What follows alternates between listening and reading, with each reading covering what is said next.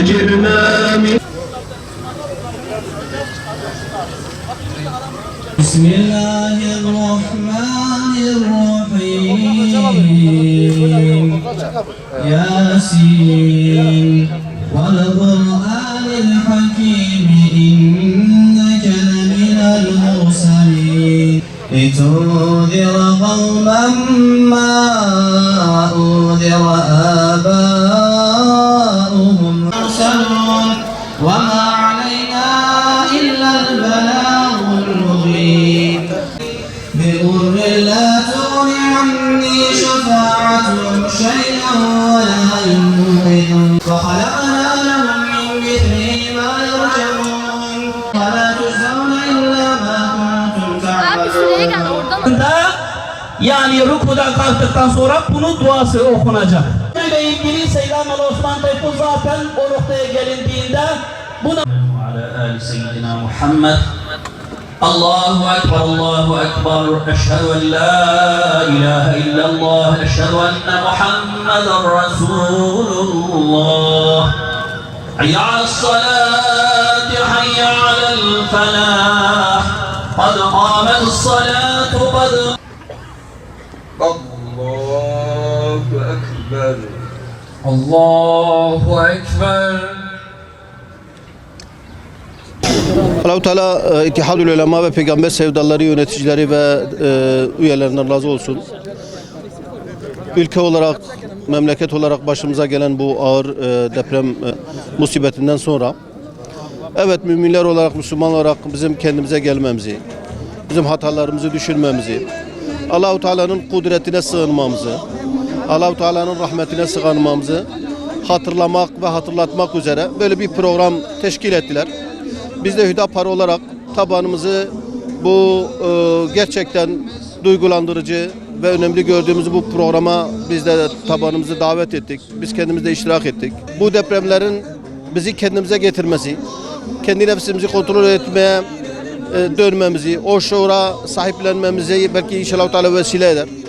Müslümanlar olarak bizim günahlarımıza tövbe etmemiz, kendimize çeki düzen vermemiz, Rabbimizi kendimizden razı etmemiz bu vesileyle belki Allah-u Teala göklerin rahmetini bize açar da bizi bu depremlerden, bu musibetlerden muhafaza eder. 6 Şubat'ta Kahramanmaraş merkezli olan 2 depremden sonra 11 ilimizde hasar meydana geldi. On binlerce insanımız vefat etti. Yani bu konuda hepimiz ülke olarak sarsıldık. Büyük bir sıkıntı ve muzdarip olduk. İslam alemi herkes yardımımıza, bütün dünya yardımımıza koştu. Bu konuda çok üzgünüz. Tabii buradan çıkarmamız gereken dersler, ibretler vardır. Manevi olarak yani Allah'ın dinine sarılmamız, günahlardan tövbe etmemiz gerekir. Manevi olarak da yani kendimizi sorgulamamız lazım. Biz acaba hani Allah'ın dininden uzaklaştık da bu musibetlerin başımıza geldiği musibetler zamanında yapacağımız en şey tövbedir, Allah'a yönelmektir.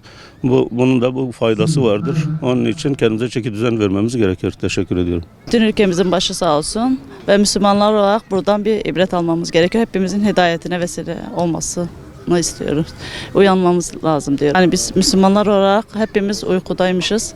Bunlardan ibret almamız gerekiyor. Hepimizin topluca dua etmemiz yani iyi olur diye düşünüyorum. Allah-u Teala'ya yalvarmamız gerekiyor. Rahmna ma'ya ve tiştabahat kendi olup khodi. Meşgul dünya seri ma kharabi ma nevle. Khod tazid kin bima'na şalal khod kenu. Tena derbe sar tazid hatta yani mliyaqul sizin. نباشا ولو والله بام شابكن أري الله خدي قبولنا كمان شابكن ندعابكن وتوبابكن وخدي طالع مدعابكن وسبل سر مرابي خدي طالع تشيكي مام شابكن خدي تشيكي ودعوة خدا والرسولي ويهات مبري بسلمان حق وحقوقي بسلمان عاد برصة أجبو ويهاتمه وخدا تعالى ياردم شي بسلمانا بالربي وخدي في بلاء نسوبت كيسر سلمانا بدا آلي وربي امتا محمد شيار ببي جبو دعوة خدي شيار ببي اف بلاء نسوبتي هات كيسري ما امتحانا ما يهبركي خدي تعالى ما شيار بك كريمن اجبو في هاتمك في حالي هاتما بري كريم Deprem أول أم بيجن دستمه جقول نهمه وقت يقول أم قلناها بكن ربيع عالم يجي وكا uyarıya gitmedi ve işte onu yanlış için.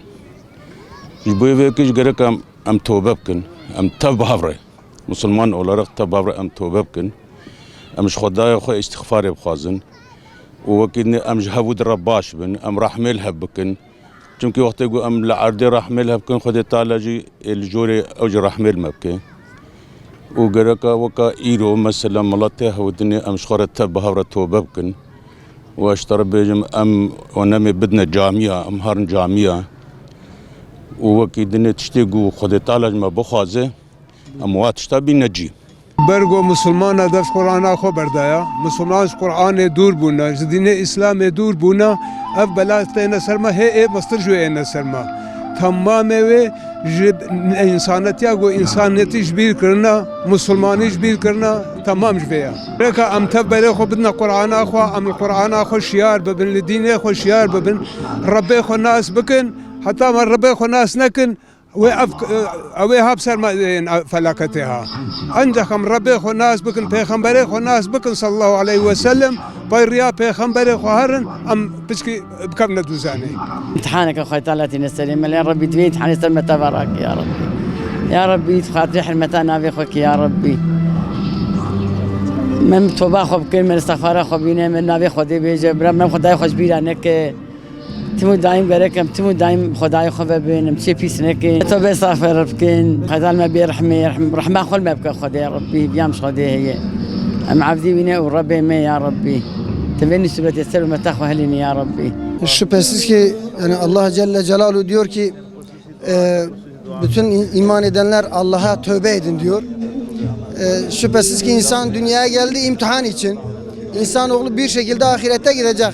Kimi depremle, kimi kazayla bir şekilde ölecek. Ama şüphesiz ki bu depremler insanlara bir ikazdır. Allahu Teala'nın Allah'a insanların dönmesi için bir tabiri caizse bir imkandır. Tekrar bir diriliştir, bir uyanıştır.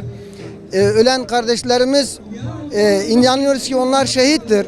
Allah Celle Celaluhu onları öyle takdir etti. Bizi de Allah Celle Celaluhu bir daha fırsat verdi.